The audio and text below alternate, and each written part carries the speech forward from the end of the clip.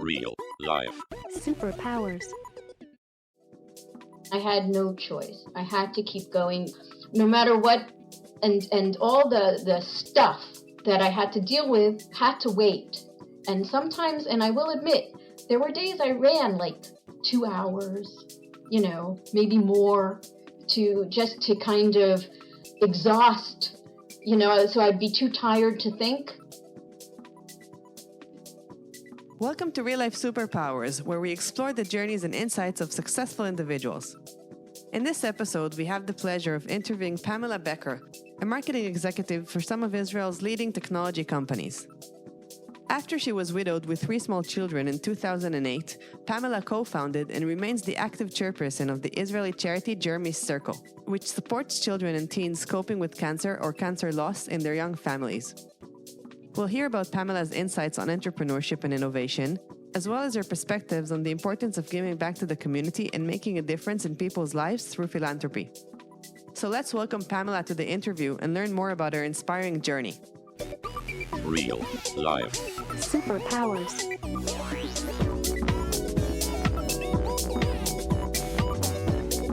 Up in the sky, it's a bird. It's a plane. Gentlemen, we can rebuild him.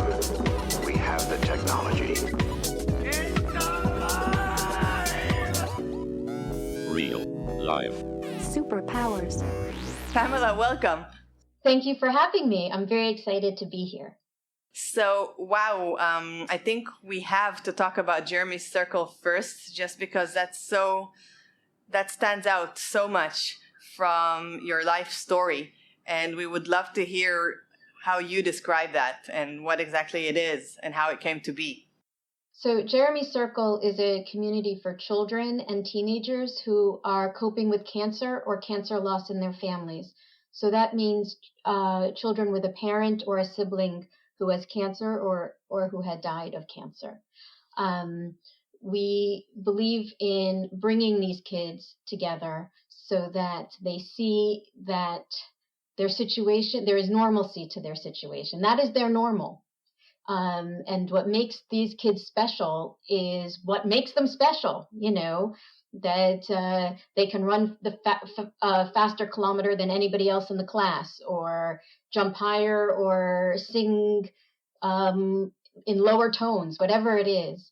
But when the kids get together and they're not the only one whose mom has no hair or whose dad is in a wheelchair, they get the message without having to say it that they're not alone in this. And very tragic personal circumstances brought you to make this happen, right?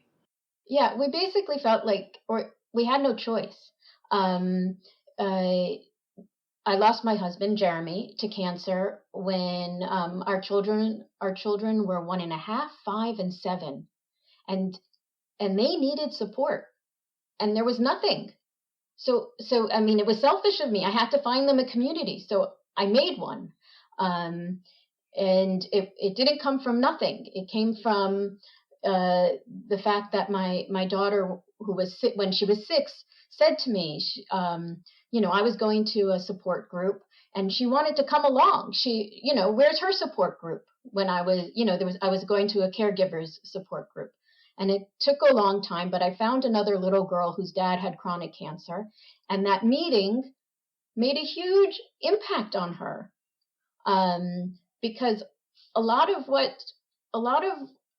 people would say to her, "You're not the only one. This is not the first time. You're not the only little girl that this has happened to." And she would be like, "Show me the money. What? Prove it." And during Jeremy's illness, he was in treatment for about 14 months, and I have to say they were brutal months. He was diagnosed with stomach cancer, and the treatments he went through a horrific surgery, and between the chemo and the radiation, he was exhausted and felt terrible most of the time. I'm sorry to say. And our friends and family, they would take our 3 small children, and their booster seats and push them into their small cars somehow and take them over the weekends. They would take them out so that they would have some normalcy, So if our friends were going to take their own kids for a hike, they took our kids too, or to a movie or a barbecue or whatever it was. So our kids had a chance to feel a little bit normal, because if they had been home, I would have just shoved them in front of a TV. I was so exhausted, and so was Jeremy, and we would have been telling them to be quiet all the time so that Jeremy could rest, and so forth. And this gave Jeremy and me a little bit of an opportunity to kind of reload our batteries, and the kids to reload their batteries the way that kids do. So when he died, and I had these 3 children who needed a community, needed support, something, and nothing existed, we made it happen. That's how Jeremy Circle happened. On that sense, I have to say, I understand their circle, but how did you deal with the idea that they saw part of Jeremy's life or remembered him as he is, and maybe they're missing a little bit of their superhuman great person he was, or his great story, or how you met him? And how do you support feeling normal, but just knowing that maybe they didn't get the whole idea, you know what I mean? Or he didn't get I'll say this, he didn't get the opportunity to, be Jeremy all of the time. How do you support that in a child? That's a tough question. The kids were, when Jeremy died, when he got sick, my youngest was only 6 months old, and another was 4, and the oldest was 6, and so they all experienced Jeremy differently.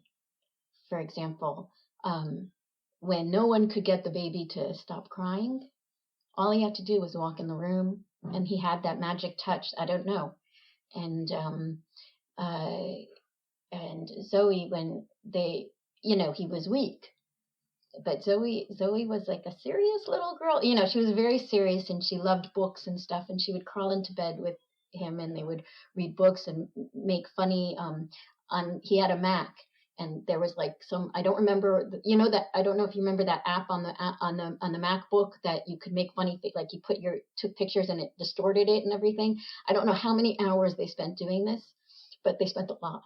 And so but they were very good at being quiet together, because that's the kind of kid Zoe was. And Leo, on the other hand, was this ball of energy that just, bounced around. He's still a little bit like that, but I don't know if he's going to listen to this, but he's still, he would, whatever. And so the relationship, the connection between all of them were very different. And the truth is I see Jeremy in all of them. And it's true. One of the hardest things, I have not lost my parents, thank God. But I think one of the things for children who lose parents early is holding on to memories. What do they remember? What is real? What was told to them? If it wasn't a video, how do you keep track of it? And so forth. I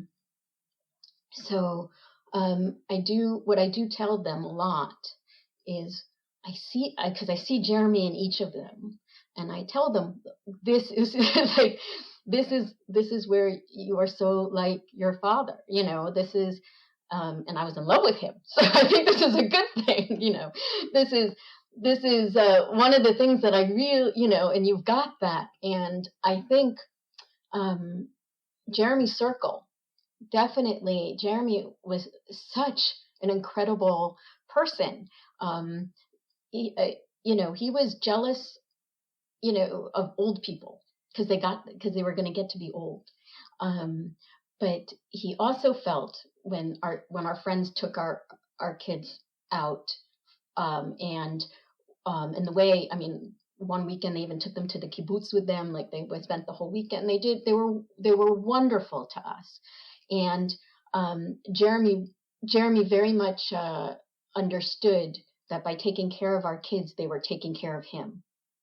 And he felt lucky to have such good friends and family supporting us during this very difficult time. And I think that the kind of person that feels lucky when they're 38 years old with terminal cancer is a very special kind of person. And I think that the fact that Jeremy's Circle still exists, we are his Azkara, the annual memorial, is in a couple of weeks. It's going to be 15 years, and we're still talking about Jeremy and talking about his legacy, because this comes from him. You know, he wanted to give back. He felt lucky. He was like, wow, do you think other people in this circumstance really have the kind of support that we do? And I'll have to be honest, now that I've been doing this for 14 years, I have to tell you that no, not everyone is as lucky as we are. We have families who tell us that, there's this one single mom who she's been coping with cancer for a couple of years, and she tells us that as soon as she got cancer, all her friends and family disappeared. How does that happen? But it happens. And so she tells me Jeremy's Circle is her family now. Not everyone. When I thought, when he said he was lucky, we really are lucky. The people, his friends, who are now the board of Jeremy's Circle, are gold. Pamela, he is lucky. And the thing is, okay, for after 15 years, okay, just doing this, he probably foresaw that someone just doing something like this is very lucky. Also for his kids, you're telling the story, but for also putting a Jerry just on that. So helping out and getting the support is great, but just to understand after 50 years, if you would say, what would Jeremy's superpower be? What would it be? He saw good. He was a strategic consultant, and when other people saw competitors, he saw opportunities for cooperation.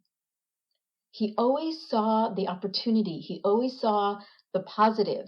He saw, he saw the good. I don't know how else to say. So that was his superpower, which optimism.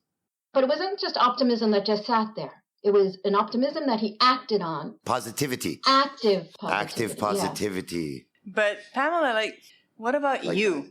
You find out that your husband's diagnosed with cancer and your mom with 3 kids, and you now have to be so strong for everyone. How do you find the strength, and where were you working when you found out? What was your life like? When we found out, both of us, we were working together at a startup in the ad tech industry called My Things, and he was the VP strategy and I was the VP marketing. That's how it was.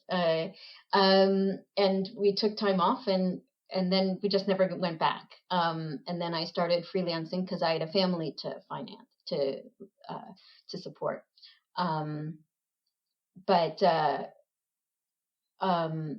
I then moved on. I just went to do freelance work, I guess, afterwards as a way of supporting us.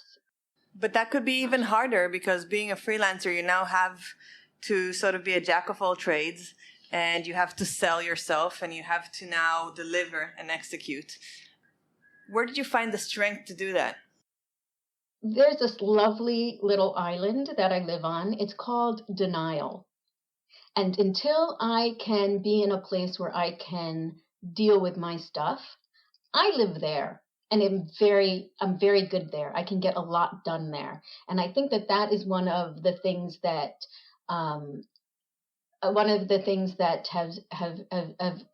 has enabled me to get what I need, get where I need to be.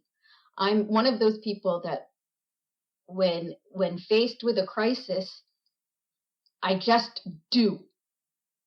The more I do, the better I cope. And even I have to say, even after, I mean, I often say that after, because I was freelancing, I was working from home, and Jeremy was at home. So after he died, it was like, instead of having two parents at home, it was like having half a parent, because, you know, I was in robot mode. But that is how I did it. I went into robot mode, and I continued to do.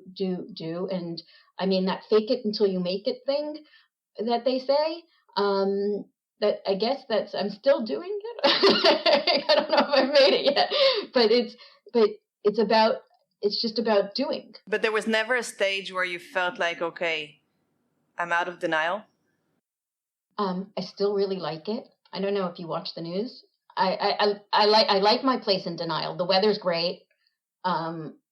I think Hillary Clinton's president there. I don't remember. I don't know. I have to go see. Yeah, Pamela, you're very genuine, but I have to say, you're saying something. You're saying denial, but like, you know, I love English because sometimes there's very practical words that mean so much. Like the ability to respond is responsibility, right? So you know, like as a genuine person, you're trying to say denial, but it's just, you know, it's just saying I'm responsible and putting your side. Which is, you know, I understand what you're saying, but that's actually a very entrepreneurial, independent, self-reliant trait. Okay, I'll take it. The truth is that, you know, you have to wake up in the morning when you have 3 kids that need to get to their different things. You have no choice. In my opinion, I had no choice. I had to keep going, no matter what. No, and all the stuff, right, that I had to deal with had to wait. And sometimes, and I will admit, there were days I ran like 2 hours, you know, maybe more, to kind of exhaust, you know, so I'd be too tired to think. Yep. But yeah. It was a question of, it wasn't it reminds me, we were in a big we had rented a big house because we were this big family now, but you know, financially things change after your husband dies, and the big house wasn't appropriate. But I remember being at the Shiva, people kept coming up to me and saying, "Oh, are you going to stay? Are you going to stay?" And it took me, I don't think I realized until a year later that they meant staying in Israel. Oh, okay. Because like other people, maybe they thought that I should, you know, go pick up my children who knew nothing except living in Israel and go live in my mother's basement back in New York or something. But I think that, yeah, I think it's all about not dealing. That's probably a therapist might say that was a bad thing, but just defining, this is what I've got to do, and I'm going to do it, and I'm going to keep my eye always looking forward. But it doesn't sound like, you know, denial sort of goes hand in hand with suppressing. And I could argue that through your doing, you're actually not suppressing, because going for a jog, that's an outlet. And Jeremy's circle, you can't avoid the pain when you create such a nonprofit, because you're dealing with it and you're embracing other people's pains. And you can't be there and truly empathize with people that when you're not in touch with what you're feeling. So I think maybe what you're defining as denial may not be so accurate, in the sense that you're coping and you're not suppressing. And maybe there's some monster in your head that you're sort of feeling like you're keeping in a cage, but I'm not sure that you are. Yeah, like I have to say, Pamela, you may be the worst denial person I know. I'm so much better you and denial. We're excited to be collaborating with the Israeli website CTech, owned by Kalkalist, Israel's leading business newspaper. CTech is the gateway of the Israeli high-tech to the tech world and vice versa. If you're not already a regular reader, we strongly recommend that you check out kalkalistech.com, CALCALISTECH.com, to stay up to date on all high-impact stories from the Israeli tech scene. So I do think that there's nothing more healing than helping others.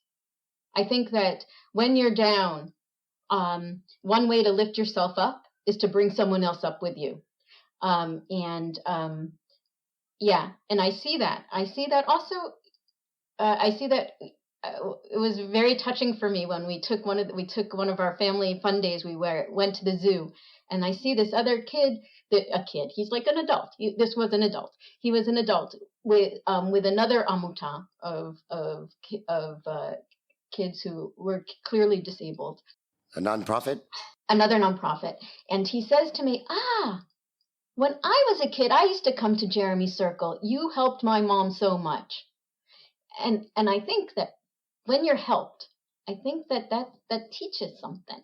I think it's very hard to ask for help, but when you're on that, when people support you, like our friends supported us, it makes it's like, oh, that works.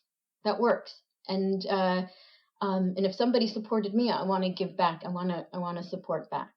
And on that note, as also like a high-tech marketer, you're working with another person that I know that really likes to empower and be really positive, which is Rosie.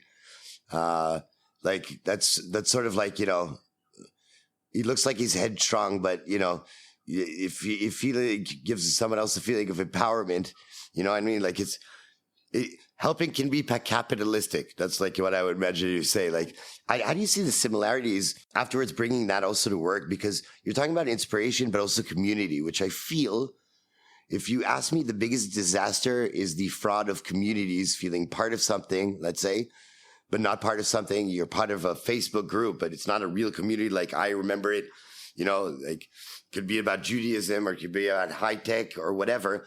How do you feel like those communities, you can bring it actually to work? Because I know that Rosie also is very community oriented. So Rosie is the founder of the startup where Pamela works, right? Yes. Of Wisco. Yeah. So listen, I think the same thing that like gets me going with Jeremy's Circle is you're driven by the fact that you're doing something good, right? And I do think that with Wisco, for example, it is a company that is making positive change. And it's a lot easier to get people excited and engaged and invest themselves, like in terms of the work hours and doing their best and so forth, when there's this joint belief that we're doing good here. This is good for the market. We're not just of course we all want to make money, but we're also empowering, in this case, we're empowering publishers, but we're empowering people, we're making the market more balanced and so on and so forth. So I think that is part of it, is that I think when you build community, you have this kind of mission, this thing that you connect with, that you believe in. And that if you don't have that belief, I think it's really hard to build community. Yeah, but as a marketer, here's like the professional side to it. So everybody has to have that like key differentiator or that belief. Maybe have to have is not the right word. Most of them have that. Now the difference is in a marketer, right, is I think that most people also believe that they actually want to give value, if not today, maybe future when they have enough assets. Now the thing is, building that community, you actually have to, deliver it, because it's, a unite community. It's a unity. So the idea is, what you're saying now is, I'm sure that there's other people getting values to publishers. Okay. What does make that value impact better? Why your community? Because what happens at Wisco is a unique company. With 85%, if 85% of online advertising, because we're in the ad tech world now, so if 85% of online advertising is programmatic, what about the rest? Publisher, there's a balance. When there's programmatic advertising, there's a balance between the advertisers are going to pay the lowest amount that they possibly can to get their ad out, and the publishers are going to get the highest price that they can to get in that relationship. When there isn't programmatic, nothing is transparent, then it's not clear who wins. There's no information, and usually it's the person with the information that wins, the person who knows, how much the advertiser is willing to pay, and how much the publisher is how low the publisher is willing to get. So what WizCo does is, which is unique, it provides a platform so that publishers really can, when it comes to native advertising, where there's no header bidding, there's no programmatic, it's all about today, the way it works with advertising, native advertising, which is the content recommendation, if it's, when you're reading a newspaper and it says at the end, you might also want to read this. So those ads are generally, somebody made an arrangement. They shook hands with somebody and they said, okay, I promise you, I'll get, you have to sign a contract saying that you won't show anybody else's ads, and I'll get you the best I can.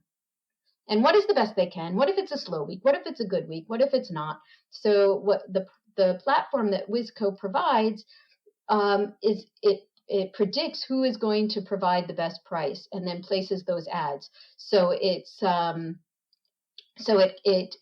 gives more power to the publisher. The publisher then has that power to decide whose ad is going to be there and so forth. Evens out the playground. Yes, levels the playing field. Exactly. And so that, I think, is a value that nobody else provides, that really brings more balance and fairness to the online advertising industry. Do you feel like ever since your tragedy, you're more intentional on working in places that are mission-driven? Or empowerful? Possibly. Though one of the nice things about having a nonprofit is that you're like, okay, my soul is taken care of right now. But so in my freelance days, I've had clients that were they making the world a better place? I don't know, but they were making the investors wealthier and their products were good, so it's okay. But yes, I think it's always been important to me, big adult, like in general. I don't want to walk into an office where I don't believe in what's going on. And I think that is something that we see more and more of we see more organizations being involved in the community and kind of this relationship between the commercial and nonprofit sectors. You know that Pamela is well-hearted when you're apologetic of making money, right? It's like, that's not the worst condition you should be apologetic about. That's part of the playing ground. But on that sense, so I hear a lot of empowering people, right? So if you empower people as a hobby, and you say your soul, I'll call that a hobby because that's your outlet, your thing that you do. If you have spare time, you want to do that. You're working on empowerment, right? You're empowering publishers. You're empowering these children. You're giving the people the power, right, to actually be self-reliant, have confidence. Okay. Why do you have that mission? Okay, who empowered you? Who inspired you? And where did that come from? I think it's just important that everyone is powerful. And I remember I'm one of 6 kids, 5 girls and 1 boy. And it is like one of those nauseatingly overachiever families. But I remember my mom saying to me as a girl, I was like, oh, maybe, I'm going to grow up and whatever, I'll do this or that. And she goes, okay, but just remember, you can't rely on a husband. I just remember this being like 8. And this was a million years ago because I'm old. So, so she's like, you have to be able, anything can happen, and you have to be able to take care of yourself. Did you believe in yourself? I don't know. I think so. I think I'm a survivor. I knew that I could always survive. I don't know if I was so confident that I would excel or I would be really great at anything. But you'd be self-reliant. But definitely self-reliant. How did you know? Where was the feedback? There has to be feedback, right? Saying, you're okay. You can be self-reliant. You can be succeeding in something that you thought was really tough. It was being in a sport. It could be a teacher. It could be a friend. It could be one feedback that kind of said, you're okay. You're good. I guess it was just because I needed to be. I left home. My parents were quite observant, and this is New York State, a small town in New York State where there were no Jewish high schools. So I left home when I was 13, so I could go to New York City and get what my parents considered a proper Jewish education. So I was. By the time I was 16, I was living at the 92nd Street Y. You know, you don't put a kid there if you don't think that they can do it, you know? So I think my parents are very special people because I don't know a lot of parents who would be willing to put their kids in a Y. They trusted you. Yeah, I guess so. And I guess that's how I raised my kids. You know, you give them as much independence and you give them lots of independence. And then if they screw up, you take a little back. But you give them the opportunity to screw up because otherwise you're going to be holding them up forever. Yep. So there are lots of parents that like that. It's giving you the opportunity to screw up or to see that you can succeed at the end game. How much do you give yourself the opportunity to screw up in your career? Oh, I screw up all the time. But are you okay with it? Like, is that part of your growth process? That's part of my growth process. I used to torture myself. Are you afraid of screwing up?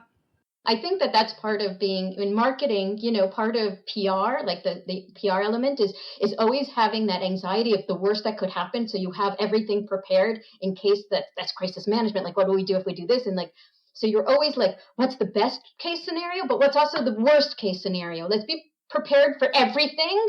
And that, I mean, that's the I guess the well-prepared marketing person, right? Is being prepared for every possible consideration and not getting thrown off. It's also the well-prepared widow, because suddenly what's the worst that could happen? Like, you've been through almost the worst already. So I'm assuming that, you know, Pamela before this happened and Pamela after, did your sense of proportions get a hit? Like, did you revisit proportions in life? Yeah, because something that happens to you when that happens, and I think it happens to my kids too, which is really a harder thing for me to deal with, is that, you know, we go through life thinking that everything will be okay, nothing bad can ever happen. And then all of a sudden you realize that something bad can happen. And that's a cruel truth. And it's one of the hardest things in the world for me is that my kids learn that so young. But yeah, I do see, I think that that's one of the reasons, like, I remarried and I adopted my husband's children. So now there are 5 of them. And so we have had two kids are out of the Army, 2 kids are in the Army, and 1 is about to go. And one of the things, it's like my son, who's he's in a fighting unit. He's like, it's Kravi light. It's like a fighting unit light, so that not to let mom worry that anything can happen to him. It's better because it's smaller guns, you know, like it's light. It's whatever. And again, if you're talking about that island, that denial island, again, that's a very nice, like, you know, whatever's going on, my phone is on, yeah, but it's a nice place to be when your kids are in the Army too. When you think of simulations, because you're talking about good case and bad case scenarios, so you're getting your head ready and you're saying, okay, I'll market this and maybe this will be bad or not, you know, great. But, you know, if it's bad, this is the worst case scenario, so I'll go with it. Are you like thinking, your thinking process is in bullets in your head? Is it in pictures or is it in video? Wow. It is in bullets. It's in bullets. I've got 3 points where I'm going to go if the worst happens. And if things just kind of are mediocre, I've got those. And if things go excellent, I've got my plan over there too. It's all in bullets. So it's like a major practical thought. Yeah. Right. Okay. So if there's 3 bullets on both sides, when you simulate that, do you project statistically what is the outcome? No. No. So it's like a 50-50. So you manage expectations really well.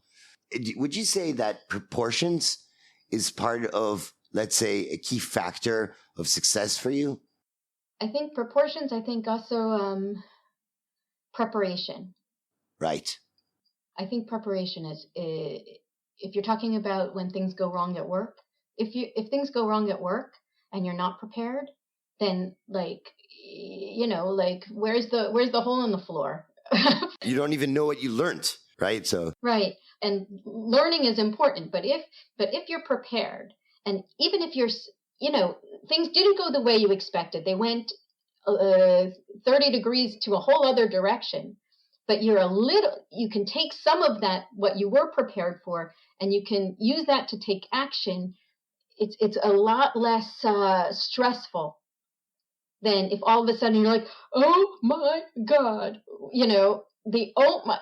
the thing as a marketing person to avoid is the oh my God. That is, unless it's an oh my God. we like the oh my God, awesome, not the one when you can't breathe. Yeah. And Pamela, what would you say your superpower is? I think the fact that I just keep going. I just keep doing. I'm sorry, no, you can't push Pam down. You cannot. Resilience. I guess so. And your weakness, your kryptonite? Is that I keep going. That I keep going and keep going and keep going until I can't. Yeah, I think that's. We see many times that the superpower is also It's the all weakness. the time. Yes. Always the superpower is always the weakness. So what happens when you keep going too much? How do you self-correct? Working on it. I'm still working on it, I guess. Exactly. It is. I think yoga is very important. But yeah, I'm still working on that. That is something that is one of the things that is a lifelong journey, is trying to figure out how to not get so close to that edge. Pamela, my favorite conversations on a podcast is always people that are super genuine. Okay. It makes people very special. It's a very courageous thing to do. And it actually, for listeners itself, I think it's most inspiring because at the end of the day, my dad used to say, even Churchill takes a crap. So I'm like, being genuine is really, really important with all these, big stories and everything. And just keep on, smiling and being genuine because you feel it. And I had a lot of fun. Thank you. Thank you very much for having me. And thank you for all the good that you're putting out in the world. Well, thank you. Thank you very much. That's all for today's episode. We hope you enjoyed it. If you did, please consider subscribing to our podcast so you never miss an episode. Also, if you have a moment, we would really appreciate it if you could rate and review our podcast on the platform you're listening to. This will help others find our show. And as always, if you know anyone who you think would enjoy our podcast, please share it with them. Thank you so much for listening. We'll be back as usual on the 1st of the month. Real life. Superpowers.